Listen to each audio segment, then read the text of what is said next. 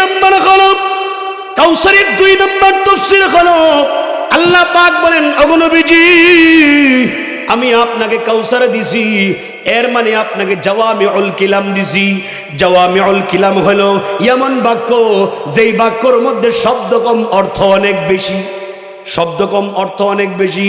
তাফসীর মাআরিফুল কোরআনের ভিতরে দৃষ্টান্ত হিসেবে উল্লেখ করা হয়েছে, কোরআনের একটা আয়াত উল্লেখ করা হয়েছে, ওয়া মাইয়ুতিইল্লাহা ওয়া রাসূলাহু ওয়া ইয়াখশাল্লাহা ওয়া ইয়াত্তাকিহি ফাউলাইকা হুমুল ফাইজুন। এখানে 4টা সফলতার মানদণ্ড উল্লেখ করা হয়েছে। এই 4 কথার ভিতরে আল্লাহ এমন রহস্য লুকায় রেখেছেন।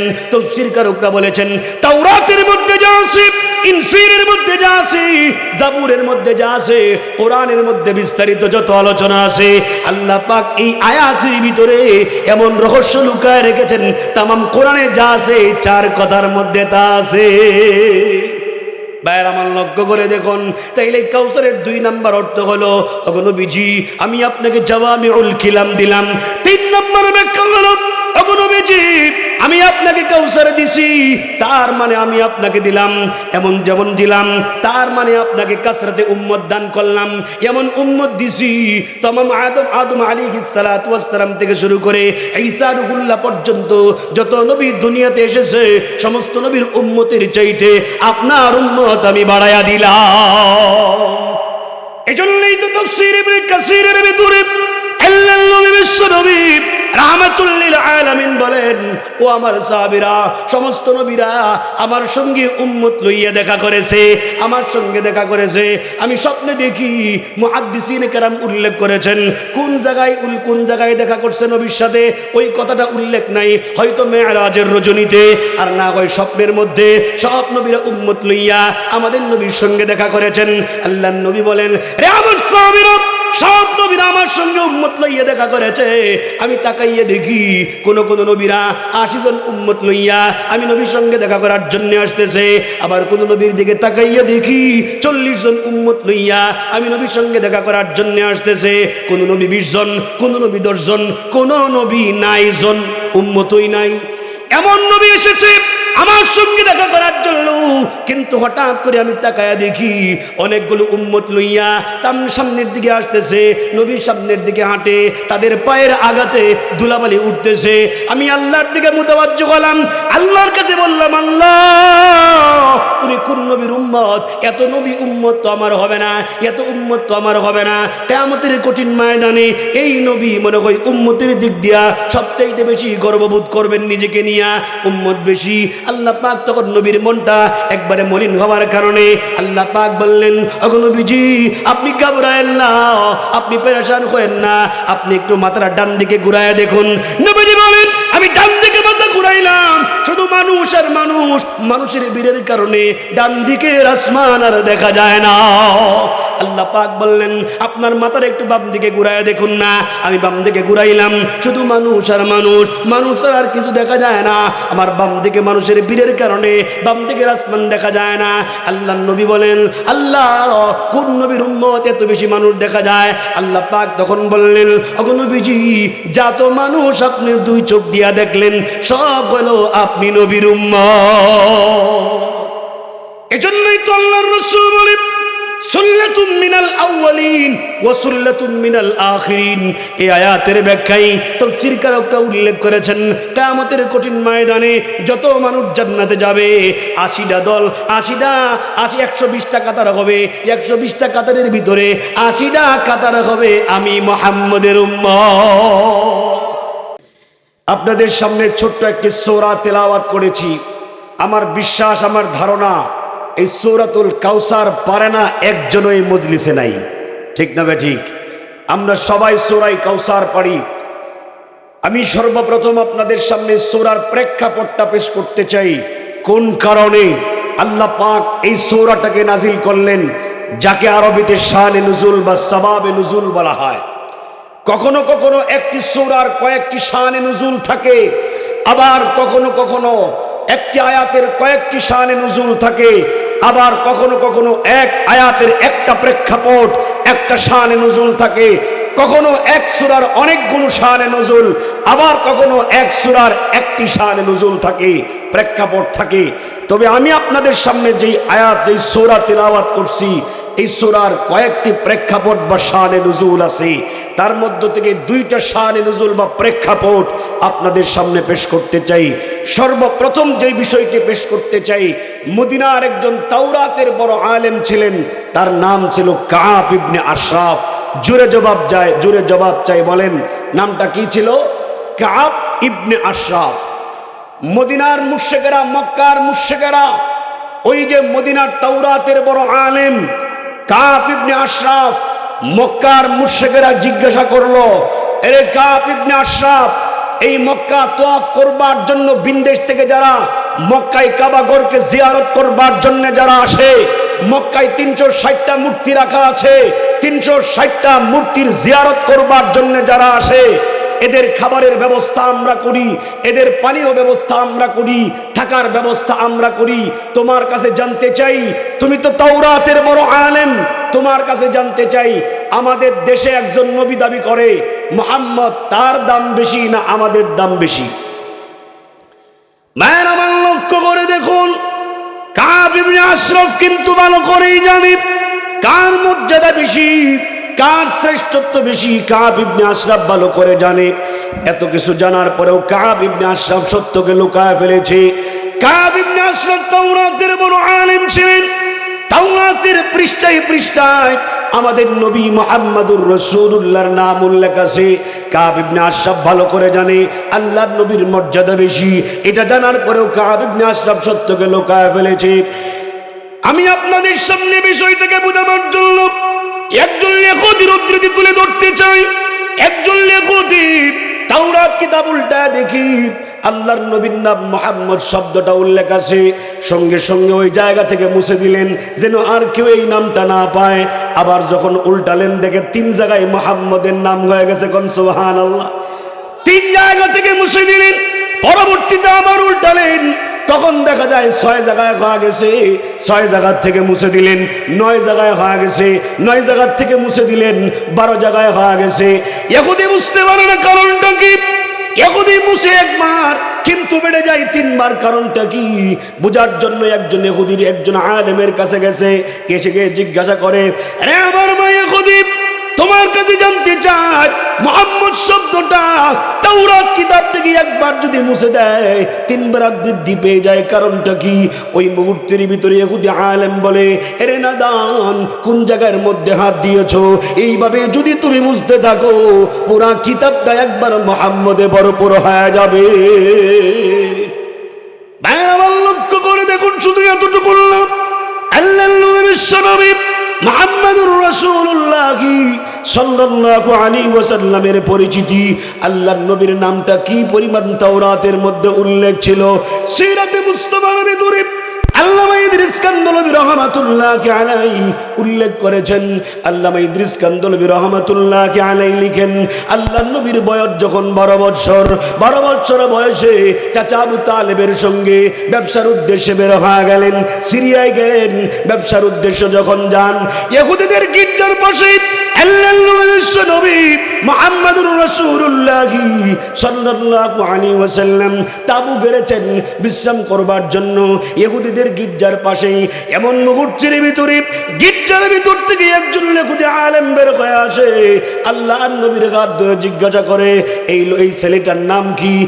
আবু তালেব বলে, এই ছেলের নাম হলো মুহাম্মদ। এই ছেলের বাবার নাম কি? বলে আব্দুল্লাহ। কোন বংশে জন্মগ্রহণ করেছেন? কুরাইশ বংশে জন্মগ্রহণ করেছেন। তাইলে মায়ের নাম কি? বলে আমেনা। আপনি তার কি হন? বলে আমি তার চাচা হই। এমন মুহূর্তের ভিতরে ওই ইহুদি আলেম বলে, আরে আবু তালেব, তুমি কি তোমার ভাতিজার কল্যাণ চাও নাই? তুমি তোমার ভাতিজার কল্যাণ চাও, তাইলে আর 1 মিনিট দেরি করো না, এখনই তোমার ভাতিজাকে নিয়ে বাড়িতে চলে যাও। কারণ এই দেশের মধ্যে তার প্রচুর পরিমাণে শত্রু আছে, তারা যদি জানতে পারে তোমার ভাতিজাকে হত্যা করে ফেলবে। কিন্তু আল্লাহর নবী মুহাম্মদুর রাসূলুল্লাহ সাল্লাল্লাহু আলাইহি ওয়াসাল্লামকে কেউ হত্যা করতে পারবে না। মুসলিম শরীফের বর্ণনা, আল্লাহর নবী মুহাম্মদুর রাসূলুল্লাহ সাল্লাল্লাহু আলাইহি ওয়াসাল্লামকে হত্যা করবার জন্য ইহুদিরা খাবারের সঙ্গে বিষ মিশাইয়া দিয়েছে। আল্লাহর নবী গোশতের টুকরা মুখের মধ্যে লইয়া বারবার চিবাচ্ছিলেন, কিন্তু গোশতের টুকরা নরম হয় না। হঠাৎ করে গোশতের ভিতর থেকে আওয়াজ আসতেছে, ইয়া রাসূলুল্লাহ, ইয়া হাবিবাল্লাহ, আপনি এত বেশি আমাকে চাবায়েন না। ইহুদিরা আপনাকে শহীদ করার জন্য আমার ভিতরে বিষ মিশাইয়া দিয়েছে, আপনি এত বেশি আমাকে চাবাবেন না, আমার ভিতরে নিয়েন না। আপনাকে শহীদ করার জন্য, হত্যা করার জন্য তারা চেষ্টা করতেছে। আল্লাহর নবী গোশতের টুকরা চাবালেন, কিন্তু আল্লাহ পাক বিষের যেই ক্রিয়া গেছে এটা আল্লাহ পাক নিষ্পেষণ করে দিয়েছেন, নস্যাৎ করে দিয়েছেন। বলেন হায়াতের মালিককে, আর জোরে বল হায়াতের মালিককে। ভাইরা আমার লক্ষ্য করে দেখুন, তামাম পৃথিবীর কোন শক্তি আল্লাহর নবীকে শহীদ করতে পারবে না। এজন্য আল্লাহ পাক বলেন, ওগো নবীজি, আবু বকরের পাড়াদের আপনি সরায় ফেলুন, তালহা জুবাইরের পাড়াদের আপনি সরায় ফেলুন, তাদের কোনো পাড়া দেওয়া লাগবে না।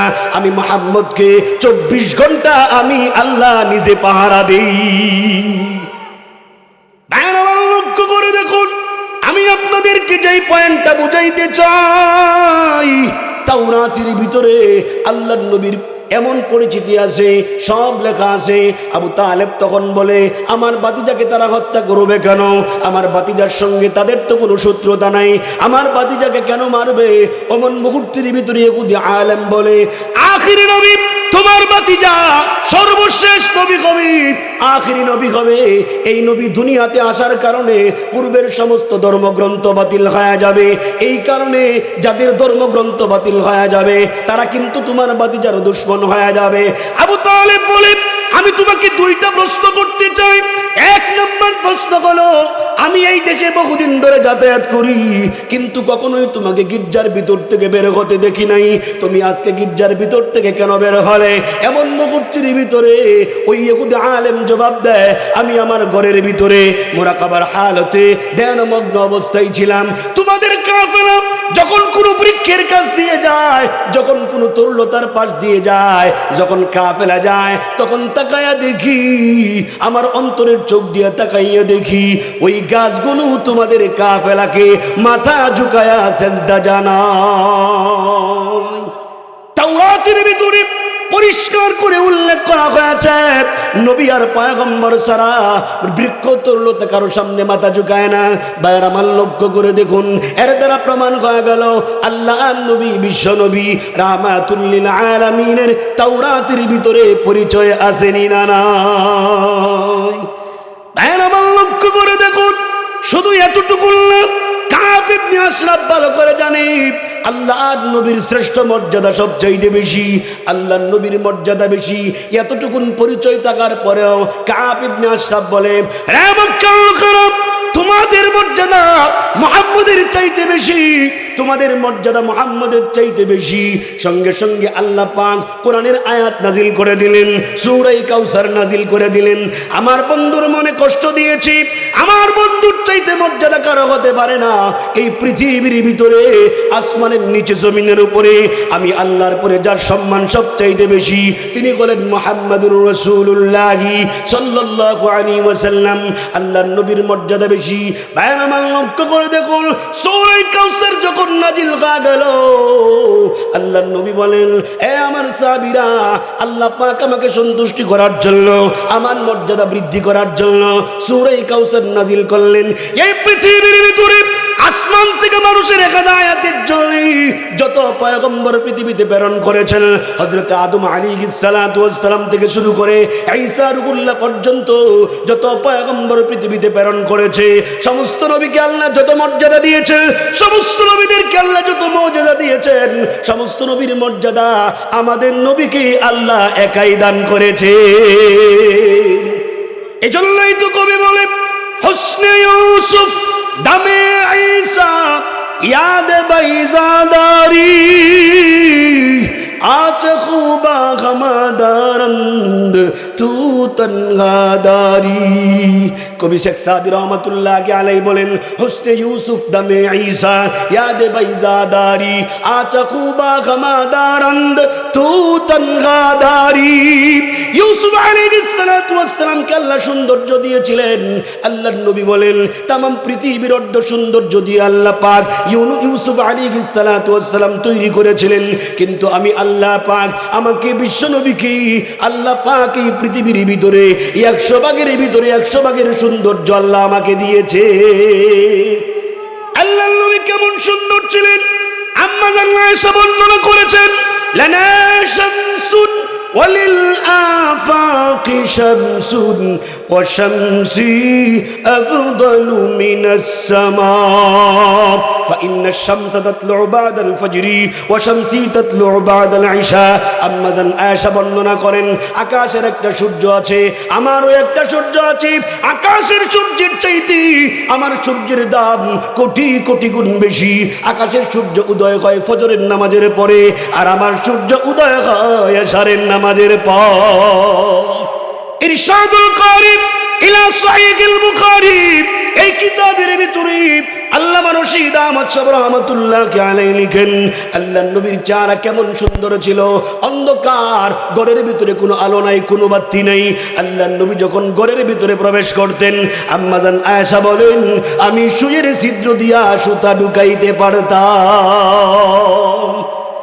গাজীপুরের মুসলমান, সুন্দরের ওয়াজ কেন শুনাইতেছি, সৌন্দর্যের বর্ণনা কেন শুনাইতেছি?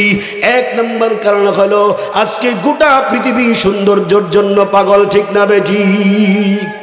সৌন্দর্যের জন্য যদি পাগল হয়ে থাকো, আমি সর্বপ্রথম বলবো আল্লাহ নবী, বিশ্ব নবী মুহাম্মদুর রাসূলুল্লাহকে আদর্শ হিসাবে গ্রহণ করো। কারণ আল্লাহ নবীর চাইতে এই পৃথিবীতে আর কেউ সুন্দর ছিল না। ভাইয়ের আমার লক্ষ্য করে দেখুন, এজন্যই তো কবি বলেন, হুসনে ইউসুফ দামে ঈসা, সৌন্দর্যের মর্যাদা, সৌন্দর্যের মুজিজা আমাদের নবীকে আল্লাহ দিয়েছিলেন। হুসনে ইউসুফ দামে ঈসা, ঈসা আলাইহিস সালাতু ওয়াস সালামের ফুৎকার আল্লাহ পাক আমাদের নবীকে উদান করেছিলেন। ঈসা আলাইহিস সালাতু ওয়াস সালাম মাটির পাত্র দিয়া পাখি বানাইয়া ফু দিলে পরে উড়ে যাইত। আল্লাহর নবী বিশ্বনবী মুহাম্মদুর রাসূলুল্লাহ সাল্লাল্লাহু আলাইহি ওয়াসাল্লামকেও এমন যোগ্যতা আল্লাহ দিয়েছেন, মুর্দাকে জিন্দা করবার মতো ক্ষমতা, এমন মুজিজা আমাদের নবীকে আল্লাহ দিয়েছিলেন।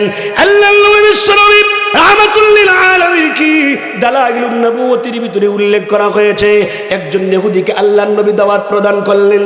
ইহুদিকে যখন ইসলাম গ্রহণ করবার জন্য দাওয়াত প্রদান করলেন, ওই তখন ইহুদি বলে, আমি আপনার দাওয়াত গ্রহণ করতে পারি, তবে শর্ত হলো আমার মেয়েটা কবরস্থ হয়ে গেছে, আমার মেয়ে যদি কবর থেকে জিন্দা হইয়া এরপরে যদি আপনার ব্যাপারে সাক্ষ্য প্রদান করে, তাইলে আমি ইসলাম ধর্ম গ্রহণ করব।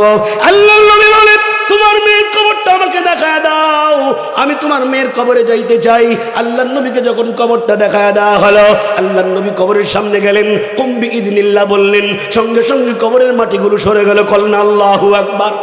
কবরের মাটিগুলো সরে গেল, কবর থেকে মেয়েটা জিন্দা হয়ে দাঁড়িয়ে গেল। মেয়েটা তখন বলে, লাব্বাইক ওয়া সা'দাইকা ইয়া রাসূলুল্লাহ, আনা আশহাদু আল্লা ইলাহা ইল্লাল্লাহ ওয়া আনা আশহাদু আন্না মুহাম্মাদান রাসূলুল্লাহ, আমি সাক্ষ্য দিচ্ছি আল্লাহর শ্রেষ্ঠ পয়গম্বরদের মধ্যে আপনি একজন পয়গম্বর। শেখ সাদি রাহমাতুল্লাহ আলাইহি বলেন, ইউসুফ আলাইহিস সালাতু ওয়াস সালামের সৌন্দর্যের গুণ আল্লাহ আমাদের নবীকেও দিয়েছেন। ঈসা আলাইহিস সালাতু ওয়াস সালাম মুর্দাকে জিন্দা করতে পারতেন, এমন গুণ আল্লাহ আমাদের নবীকে দিয়েছেন।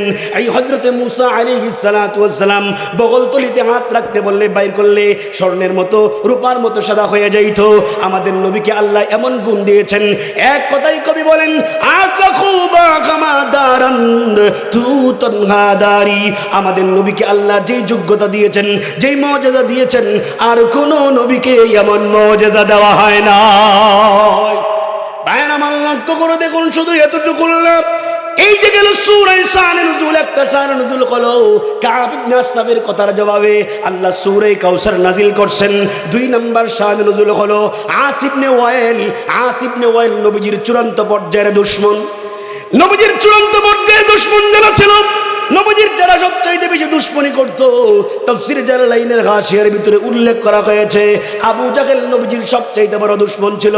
উতবা, শাইবা, ওয়ালিদ ইবনে মুগীরা এরা নবীজির চূড়ান্ত পর্যায়ের দুশমন ছিল, যাদের ব্যাপারে আল্লাহ কোরআনের আয়াত নাযিল করছেন সাওয়াউন আলাইহিম আআনযারতাহুম আম লাম তুযিরহুম লা ইউমিনুন খাতামাল্লাহু আলা قلوبهم وعلى سمعهم وعلى أبصارهم غشاوة যাদের ব্যাপারে আল্লাহ কোরআনের আয়াত নাযিল করছেন আল্লাহ পাক বলছেন সাওয়াউন আলাইহিম আনযারতাহুম। আস ইবনে ওয়াইল রাসূলের চূড়ান্ত পর্যায়ের দুশমন ছিল।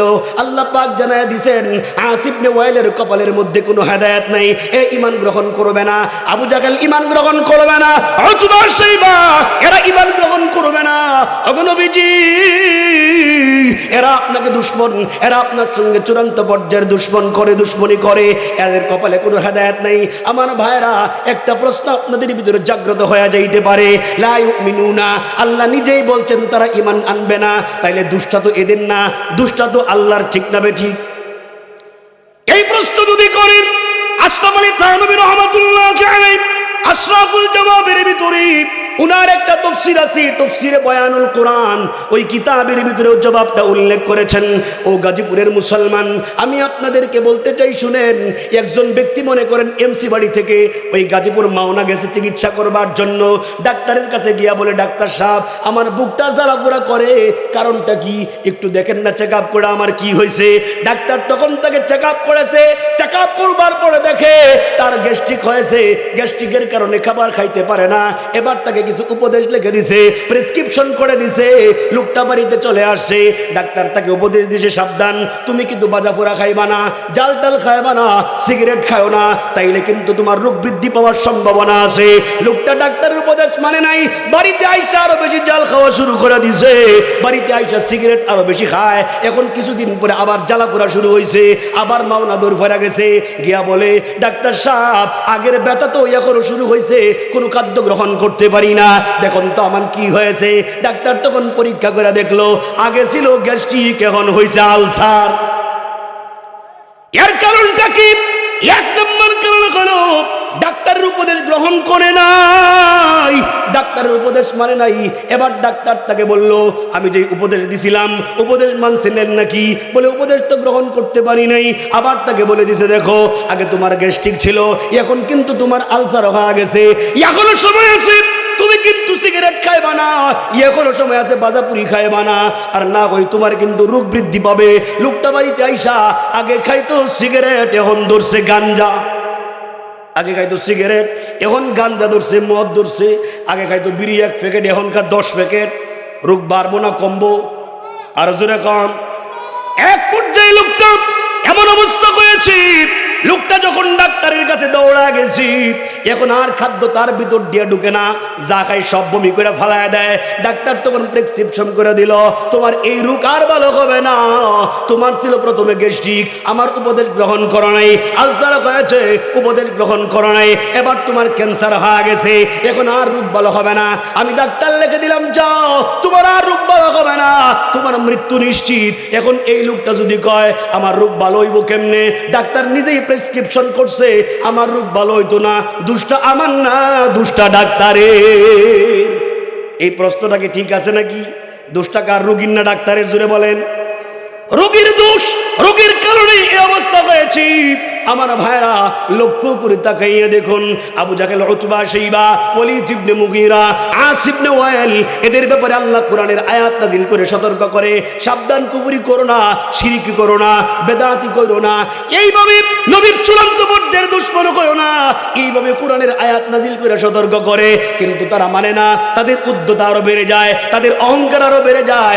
এক পর্যায়ে আল্লাহ কোরআনের আয়াত নাযিল করে দিলেন, খাতামাল্লাহু আলা قلوبهم وعلى سمعهم وعلى أبصارهم غشاوة। আল্লাহ তাআলা বলেন, আমি আল্লাহ পাক এদের অন্তরে মোহর মেরে দিয়েছি। দিয়েছি, এরা আর ঈমান গ্রহণ করবে না। এজন্য গাজীপুরের মুসলমান পরিষ্কার একটা কথা বলে মনে রাখবেন, কোন হক্কানি রব্বানি আলেমের বিরুদ্ধাচরণ করবেন না। আল্লাহ যদি আপনার অন্তরের মধ্যে মেহের মেরে দেয়, আল্লাহ যদি শ্রবণ শক্তির উপরে পর্দা ঢেলে দেয়, তাইলে আপনার কবল থেকে হেদায়াত দূর হয়ে যাবে। এ মুসলমান, কোন আলেমের বিরুদ্ধাচরণ করবেন না। হক্কানি রব্বানি এদের কোনো বিরুদ্ধাচরণ করবেন না। যদি করেন তাইলে ওই যে আবু জাহেল, উতবা, শাইবা, ওয়ালিদ ইবনে মুগীরার যদি কাতারে অন্তর্ভুক্ত হয়ে যায়, এদের কপালে যেমন হেদায়াত নাই, এদের উপরে যেমন আল্লাহ পাক হেদায়াত ছিনায় নিছেন, আমাদের কপাল থেকেও আল্লাহ হেদায়াত ছিনায় নিতে পারেন। কথা কোন ঠিক না বেঠিক? ভাইয়ের আমার লক্ষ্য করে দেখুন, ওই যে আসিফ ইবনে ওয়াইল রাসূলের চূড়ান্ত পর্যায়ের দুশমন, এই লোকটা আল্লাহর নবীর গীবত করে, উপহাস করে, আল্লাহর নবীকে নিয়ে উপহাস করে। নবীর সন্তান দুনিয়াতে বেঁচে ছিল না। নবীর 4 মেয়ে 3 সন্তান, ছেলে সন্তান। বলেন মেয়ে কয়জন? আরো জোরে কন। আপনারা কি কষ্ট পাইতেছেন নাকি?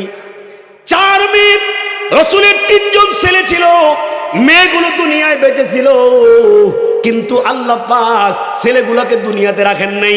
দুনিয়ার থেকে বিদায় করে আল্লাহ পাকের কাছে নিয়ে গেছিলেন। তাইলে এবার বলেন, মেয়েরা দুনিয়াতে বেঁচে ছিল, ছেলেগুলো বাঁচে নাই কেন? কোনো কারণ আছে না? না, কি কারণ? তাফসীর কারকরা 2টা কারণ উল্লেখ করেছেন। 1 নম্বর কারণ হলো আল্লাহর রাসূলের ছেলেগুলা কেন দুনিয়াতে বাঁচে নাই। 1 নম্বর কারণ হলো তাফসীরের ভিতরে উল্লেখ করা হয়েছে, আল্লাহ আর নবী দুনিয়ার ছেলেগুলা দুনিয়াতে না বাঁচার 1 নম্বর কারণ হলো আল্লাহর নবী উনার দুনিয়ার ভিতরে যখন নাই, আমার ভিতরে সমাজের ভিতরে এক শ্রেণীর মানুষ আছে ভণ্ড, আলগা মোহাব্বত ওয়ালা লোকারা। নবী দুনিয়াতে নাই, আল্লাহর নবী বলেন আমি হলাম সর্বশ্রেষ্ঠ নবী, আনা খাতামুন নবিয়্যিন, আমার পরে আর কোনো নবী আসবে না, আমি হইলাম সর্বশ্রেষ্ঠ নবী। কিন্তু আলগা মোহাব্বত ওয়ালা লোকারা, ওই ভণ্ড লোকেরা আল্লাহর নবী দুনিয়াতে নাই, কিন্তু নবীর সন্তানকেই তারা নবীর স্থানে বসায়া দিবে, জোর করে বসায়া দিবে।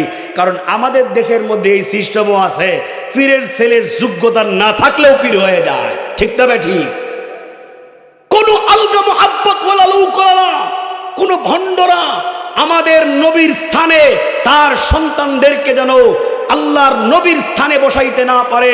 আল্লাহ পাক তার নবীর নবুয়তকে সংরক্ষণ করবার জন্য আল্লাহ পাক তার সন্তানগুলাকে দুনিয়া থেকে নিয়ে গেলেন। কন্না আল্লাহু আকবার। ভাইয়ের আমার লক্ষ্য করে দেখুন, 2 নম্বর কারণ হলো হযরত ইব্রাহিম আলাইহিস সালাতু ওয়াস সালামের ছেলে হযরত ইসহাক আলাইহিস সালাতু ওয়াস সালাম, হযরত ইসহাক আলাইহিস সালামের ছেলে হযরত ইয়াকুব আলাইহিস সালাতু ওয়াস সালাম, ইয়াকুব আলাইহিস সালামের ছেলে হযরত ইউসুফ আলাইহিস সালাতু ওয়াস সালাম, হযরত জাকারিয়া আলাইহিস সালাতু ওয়াস সালামের ছেলে হযরত ইয়াহইয়া আলাইহিস সালাতু ওয়াস সালাম নবী হয়েছিলেন। তারা নবী হয়েছিলেন, কিন্তু কাফের মুশরিকরা বলবে যে আমার নবী মুহাম্মদুর রাসূলুল্লাহ না শ্রেষ্ঠ নবী, এত বড় নবী, কিন্তু তার ছেলেরা তো কেউ নবী হইতে পারল না। অন্যান্য নবীদের ছেলেরা তো নবী হয়েছে, কিন্তু মুহাম্মদ না বড় নবী, তার ছেলেরা তো কেউ নবী হইতে পারল না। এই যে উপহাস করবে, এই উপহাস করবার মতো সুযোগটাই আল্লাহ দেন নাই। আল্লাহ পাক নবীর সন্তানগুলাকে দুনিয়ার থেকে নিয়া নবীর নবুয়তকে সংরক্ষণ করেছেন। কান সুবহানাল্লাহ। এই যে আসিফ ইবনে ওয়াইল নবীজিকে নিয়ে কটাক্ষ করে তাফসীরের কিতাবগুলোর ভিতরে উল্লেখ করা হয়েছে।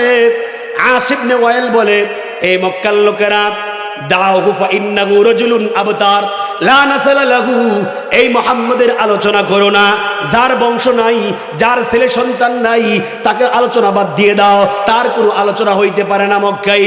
আল্লাহর নবীকে মানে কটাক্ষ করে, নবীকে লেজ কাটা বলে যখন এইভাবে নবীজি উপহাস করে, নবীজির চেহারাটা মলিন হয়ে যায়, নবীকে কষ্ট দেয়। নবীকে যখন চেহারা মলিন করে দেয়, নবীকে যখন উপহাস করে কষ্ট দেয়, আল্লাহ পাক তখনই আসিফ ইবনে ওয়াইলের কথার জবাবে সূরা কাউসার নাজিল করে দিলেন। কান সুবহানাল্লাহ।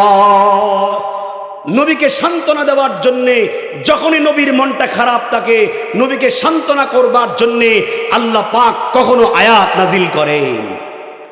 ভাইরা আমার লক্ষ্য করে দেখুন, আল্লাহর নবী বিশ্বনবী রাহমাতুল লিল আলামিন মক্কা থেকে যেদিন মদিনায় চলে গেলেন, হিজরত যখন করলেন, নবীজি মক্কা থেকে মদিনার দিকে যায়, নবীজির মনটা খারাপ, মক্কা ছেড়ে নবীজি বারবার চোখের পানি ছেড়ে দিয়ে কান্দে, আর তাকাইয়া থেকে মক্কার দিকে আর বলে, এ মক্কা, তোকে ছেড়ে যাইতে মন চায় না, কারণ তোর জমিনে আল্লাহর ঘর দাঁড়ায় আছে, অপরদিকে আমি মুহাম্মদের জন্ম, তোকে ছেড়ে যাইতে মন চায় না, কিন্তু তোর জমিনের লোকেরা আমার সঙ্গে সুআচরণ করে নাই, তাই চলে যাচ্ছি। আল্লাহ পাক নবীজির মনটা খারাপ দেখে কোরআনের আয়াত নাজিল করলেন, ইন্নাল্লাযী ফারাদা আলাইকাল কুরআনা লারাদ্দুকা ইলা মাআদ। ওগো নবীজি, এটা আমার কৌশল মাত্র, এটা আমার একটা কৌশল, আপনি চলে যান, আপনি মক্কা ছেড়ে মদিনায় যান, এই মক্কা নগরীতে আপনাকে আবারও বিজয়ী বেশে ফিরায়া আনবো। আস ইবনে ওয়াইল যখন নবীজিকে নিয়ে কটাক্ষ করে, নবীর ছেলে নাই বলে নবীজিকে আবতার বলে, লেস কাটা বলে, এইভাবে নবীর যেগুলো উপহাস করে নবীর মনটা খারাপ হয়ে যায়। আল্লাহ পাক বলেন, ওগো নবীজি, আপনার মন মলিন থাকতে পারে না, আপনার মন খারাপ থাকতে পারে না। দুনিয়ার সমস্ত নবীরা আসমান থেকে মানুষের হেদায়েতের জন্য যত পয়গম্বর আমি প্রেরণ করেছি, সমস্ত পয়গম্বররা আমাকে খুশি করার জন্য চেষ্টা করেছে, আর আমি আল্লাহ আপনাকে খুশি করার জন্য চেষ্টা করি। সুবহানাল্লাহ। এই জন্য আল্লাহ পাক আস ইবনে ওয়াইলের কথার জবাবে সূরা কাউসার নাজিল করলেন। আল্লাহ বলেন, ইন্না আ'তাইনাকাল কাউসার। ওগো নবীজি, আমি আপনাকে কাউসার দিলাম। ইন্না আ'তাইনাকাল কাউসার, আমি আপনাকে কাউসার দিলাম। এখন কাউসার কি জিনিস বুঝার দরকার আছে না নাই? আর জোরে কান, কাউসার কি জিনিস? ইন্না আ'তাইনাকাল কাউসার, আমরা জানি ইন্না আ'তাইনাকাল কাউসার সারা জীবন পড়ে আসছি, কিন্তু অর্থ জানি না। আল্লাহ পাক নবীজিকে কাউসার দান করলেন। তাফসীরে কাবীরের ভিতরে এবং তাফসীরে বাহরে মুঈতের ভিতরে উল্লেখ করা হয়েছে, কাউসারের অনেকগুলো ব্যাখ্যা উল্লেখ করেছে। এর মধ্যে একটা ব্যাখ্যা হলো, সব তাফসীরকারকরা করেছেন, আল খায়রুল কাসীর। কাউসার মানে হলো আল খায়রুল কাসীর। দুনিয়া এবং আখিরাতে যত কল্যাণ আছে, সমস্ত কল্যাণ আল্লাহ পাক আমার আপনার নবীকে দান করেছেন। চিল্লায় এখন সুবহানাল্লাহ। ভাইরা আমার লক্ষ্য করে দেখুন, এক নম্বর হলো আল খায়রুল কাসীর, আমি আমার নবীকে খায়রে কাসীর দিছি। খায়রে কাসীর কি? দুনিয়া এবং আখিরাতের কল্যাণ। জামাইলে তিরমিজির ভিতরে উল্লেখ করা হয়েছে, আল্লাহর নবীর চেহারার ভিতরে এমন নিয়ামত, এমন রূপ আল্লাহ দান করেছিলেন, 1 মাস পর্যন্ত কোনো শত্রু দূরত্বে যদি থাকতো, আল্লাহর নবীর ভয়ে কাঁপতে আরম্ভ করতো। এমন রূপ আল্লাহর নবীর চেহারার মধ্যে ছিল। সাহাবা একরামের বক্তব্য হলো, আমরা নবীর দরবারে ছিলাম, নবীর কাছে থাকতাম, কিন্তু নবীর চেহারার দিকে তাকাইতে পারতাম না। 2 জন সাহাবী নবীর চেহারার দিকে তাকাইতে পারতেন, একজনের নাম আবু বকর আর একজনের নাম ওমর। এই 2 জন সাহাবী ছাড়া চক্ষুর উপর চক্ষু কোন সাহাবী তাকাইতে পারতেন না। নবীর চেহারার ভিতরে আল্লাহ এত রূপ, এত নিয়ামত দান করেছিলেন। কোন সুবহানাল্লাহ। ভাইরা আমার লক্ষ্য করে দেখুন, 2 নম্বর হলো কাউসারের 2 নম্বর তাফসীর হলো, আল্লাহ পাক বলেন, ওগো নবীজি, আমি আপনাকে কাউসার দিছি, এর মানে আপনাকে জাওয়ামিউল কালাম দিছি। জাওয়ামিউল কালাম হলো এমন বাক্য, যেই বাক্যর মধ্যে শব্দ কম, অর্থ অনেক বেশি। শব্দ কম, অর্থ অনেক বেশি। তাফসীর মাআরিফুল কোরআনের ভিতরে দৃষ্টান্ত হিসেবে উল্লেখ করা হয়েছে, কোরআনের একটা আয়াত উল্লেখ করা হয়েছে, ওয়া মাইয়ুতিইল্লাহা ওয়া রাসূলাহু ওয়া ইয়াখশাল্লাহা ওয়া ইয়াত্তাকিহি ফাউলাইকা হুমুল ফাইজুন। এখানে 4টা সফলতার মানদণ্ড উল্লেখ করা হয়েছে। এই 4 কথার ভিতরে আল্লাহ এমন রহস্য লুকায় রেখেছেন। তাফসীরকারকরা বলেছেন, তাওরাতের মধ্যে যা আছে, ইনজিলের মধ্যে যা আছে, জাবুরের মধ্যে যা আছে, কোরআনের মধ্যে বিস্তারিত যত আলোচনা আছে, আল্লাহ পাক এই আয়াতের ভিতরে এমন রহস্য লুকায় রেখেছেন। তামাম কোরআনে যা আছে, 4 কথার মধ্যে তা আছে। ভাইয়ের আমার লক্ষ্য করে দেখুন, তাইলে কাউসারের 2 নাম্বার অর্থ হলো, ওগো নবীজি আমি আপনাকে জাওয়ামিউল কালাম দিলাম। 3 নাম্বার ব্যাখ্যা হলো, ওগো নবীজি আমি আপনাকে কাউসার দিছি, তার মানে আমি আপনাকে দিলাম এমন যেমন দিলাম, তার মানে আপনাকে কাসরাতে উম্মত দান করলাম, এমন উম্মত দিছি তমাম আদম আলাইহিস সালাতু ওয়াস সালাম থেকে শুরু করে ঈসা রুহুল্লাহ পর্যন্ত যত নবী দুনিয়াতে এসেছে সমস্ত নবীর উম্মতের চাইতে আপনার উম্মত আমি বাড়ায়া দিলাম। এজন্যই তো তাফসীর ইবনে কাসীরের ভিতরে আল্লাহর নবী বিশ্বনবী রাহমাতুল লিল আলামিন বলেন, ও আমার সাহাবীরা, সমস্ত নবীরা আমার সঙ্গে উম্মত লইয়া দেখা করেছে, আমার সঙ্গে দেখা করেছে। আমি স্বপ্নে দেখি, মুহাদ্দিসিনে কেরাম উল্লেখ করেছেন কোন জায়গায় দেখা করছে নবীর সাথে ওই কথাটা উল্লেখ নাই, হয়তো মেরাজের রজনীতে, আর না হয় স্বপ্নের মধ্যে সব নবীরা উম্মত লইয়া আমাদের নবীর সঙ্গে দেখা করেছেন। আল্লাহর নবী বলেন, রে আমার সাহাবীরা, সব নবীরা আমার সঙ্গে উম্মত লইয়া দেখা করেছে। আমি তাকাইয়া দেখি কোন নবীরা 80 জন উম্মত লইয়া আমি নবীর সঙ্গে দেখা করার জন্য আসতেছে, আবার কোন নবীর দিকে তাকাইয়া দেখি 40 জন উম্মত লইয়া আমি নবীর সঙ্গে দেখা করার জন্য আসতেছে। কোন নবী 20 জন, কোন নবী 10 জন, কোন নবী 9 জন, উম্মতই নাই। এমন নবী এসেছে আমার সঙ্গে দেখা করার জন্য, কিন্তু হঠাৎ করে আমি তাকায়া দেখি অনেকগুলো উম্মত লইয়া সামনের দিকে আসতেছে, নবীর সামনের দিকে হাঁটে, তাদের পায়ের আঘাতে ধুলাবালি উঠতেছে। আমি আল্লাহর দিকে মুতাওয়াজ্জো হলাম, আল্লাহর কাছে বললাম, আল্লাহ উনি কোন নবীর উম্মত? এত নবী উম্মত তো আমার হবে না, এত উম্মত তো আমার হবে না। কিয়ামতের কঠিন ময়দানে এই নবী মনে হয় উম্মতের দিক দিয়া সবচাইতে বেশি গর্ববোধ করবেন নিজেকে নিয়া, উম্মত বেশি। আল্লাহ পাক তখন নবীর মনটা একবারে মলিন হওয়ার কারণে আল্লাহ পাক বললেন, ওগো নবীজি আপনি ঘাবড়ায়েন না, আপনি পেরেশান হয়েন না, আপনি একটু মাথাটা ডান দিকে ঘুরায় দেখুন। নবীজি বলেন, আমি ডান দিকে মাথা ঘুরাইলাম, শুধু মানুষ আর মানুষ, মানুষের ভিড়ের কারণে ডান দিকের আসমান আর দেখা যায় না। আল্লাহ পাক বললেন, আপনার মাথার একটু বাম দিকে ঘুরায় দেখুন না। আমি বাম দিকে ঘুরাইলাম, শুধু মানুষ আর মানুষ, মানুষ আর কিছু দেখা যায় না। আমার বাম দিকে মানুষের ভিড়ের কারণে বাম দিকের আসমান দেখা যায় না। আল্লাহ নবী বলেন, আল্লাহ কোন নবীর উম্মত এত বেশি মানুষ দেখা যায়? আল্লাহ পাক তখন বললেন, ওগো নবীজি যত মানুষ আপনি 2 চোখ দিয়া দেখলেন সব হলো আপনি নবীর উম্মত। এজন্যই তো আল্লাহর রাসূল বলেন, সুল্লাতুম মিনাল আউয়ালিন ওয়া সুল্লাতুম মিনাল আখিরিন। এই আয়াতের ব্যাখ্যায় তাফসীরকারকরা উল্লেখ করেছেন, কিয়ামতের কঠিন ময়দানে যত মানুষ জান্নাতে যাবে 80টা দল, 120টা কাতার হবে, 120টা কাতারের ভিতরে 80টা কাতার হবে আমি মুহাম্মদের উম্মত।